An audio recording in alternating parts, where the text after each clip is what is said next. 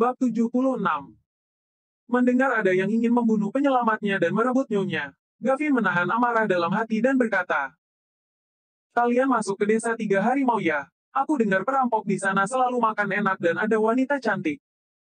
Bara menggeleng dan berkata, "Kak Gavin, yang kamu bilang itu pejabat, bukan perampok gunung." Panca berkata dengan mata berkaca-kaca, "Dulu, kami juga mengira bisa hidup senang dengan merampok siapa saja setelah menjadi perampok gunung. Siapa tahu, hah?"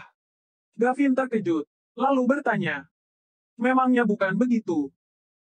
Dulu, ada juga orang mengajaknya bergabung dengan mengatakan bahwa menjadi perampok gunung bisa makan enak dan hidup senang. Saat itu, dia hampir tergoda. Jika bukan karena masih ada ibu dan istri, dia sudah mengikuti mereka ke gunung.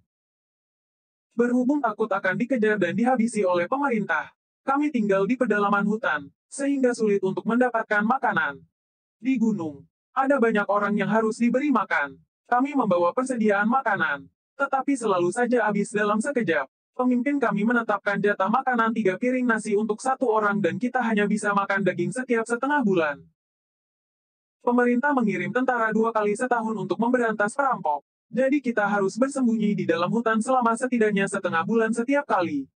Selama periode itu, kami sangat kekurangan makanan dan pakaian juga sangat sedikit. Lihatlah bagaimana aku kelaparan. Hidupku bahkan tidak sebagus saat menjadi pencuri kecil." Panca mengangkat bajunya sedikit untuk menunjukkan perutnya yang kurus kering. Bahkan, matanya juga memerah ketika bercerita.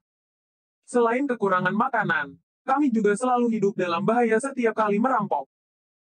Bara mengangkat bajunya untuk memperlihatkan bekas luka di rusuknya. Merampok orang miskin memang tidak berisiko, tapi mau membunuh mereka sekalipun, kamu tidak bisa mendapatkan banyak keuntungan. Merampok kelompok dagang kaya yang melintas, keuntungannya memang lebih besar, tapi mereka memiliki pasukan pengawal yang dilengkapi dengan pisau dan senjata. Ketika terjadi pertempuran, semuanya sangat kejam. Lihatlah, bekas luka ini kudapatkan saat mencuri truk pengangkut makanan keluarga Wibowo saat itu. Aku ditebas oleh salah satu pengawalnya. Untungnya, aku berhasil bersembunyi. Kalau tidak, nyawaku sudah melayang." Kak Gavin, menjadi perampok gunung tidak semudah itu. Gavin menimpalkan. "Mau kerja apapun memang susah. Tapi, ku dengar kalian punya banyak istri di gunung. Kalaupun agak menderita juga semuanya jadi pantas, kan?" "Pantas apanya?" Panca meludah ke tanah sambil berkata, "Kak Gavin, terus terang saja, selama 2 tahun di gunung, aku bahkan belum pernah menyentuh wanita. Kehidupanku lebih buruk daripada sewaktu menjadi pencuri dulu. Dulu, aku masih bisa pergi ke rumah bordil setelah mencuri uang dari orang kaya." Bara menghela napas dan berkata, "Wanita cantik yang kami rampok di gunung semuanya menjadi milik ketiga pemimpin. Sisanya adalah bagian untuk para perampok yang sudah berpengalaman. Kami harus bertahan selama 2 tahun sebelum mendapat jatah. Itu pun wanita yang kami dapatkan hanya wanita tua yang jelek." Panca tertawa canggung, lalu berkata sinis, "Jangan meremehkan wanita tua. Di gunung masih ada perampok yang berebutan wanita tua. Yang penting, wanita itu masih bisa melahirkan anak laki-laki sehingga garis keturunan tidak akan terputus." Gavin mengernyitkan alis. Kekurangan makanan, nyawa terancam, tidak punya istri. Lalu, kenapa kalian masih tetap di sana? Kami juga tidak berdaya. Bara tersenyum getir. Untuk mengobati penyakit ibunya, dia menjual tanah rumahnya. Namun, penyakit ibunya tidak bisa disembuhkan dan dia tidak punya uang untuk melakukan pemakaman. Jadi, dia terpaksa harus menjual rumahnya kepada tuan tanah. Sejak saat itu, dia menjadi gelandangan. Hidup sebagai pencuri juga tidak menentu. Mendengar orang lain mengatakan bahwa hidup sebagai perampok gunung sangat nyaman, mereka pun pergi ke gunung.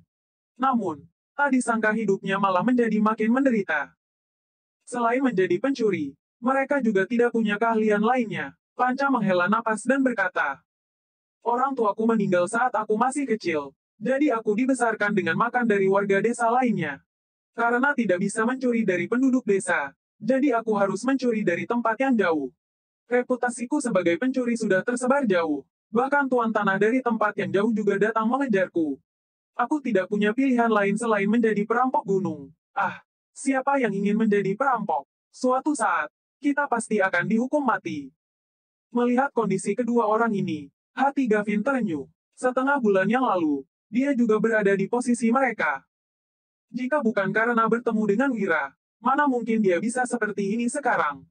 Jadi, siapapun yang hendak mencelakakan Wira, Gavin akan membuat orang itu menerima ganjaran yang berat.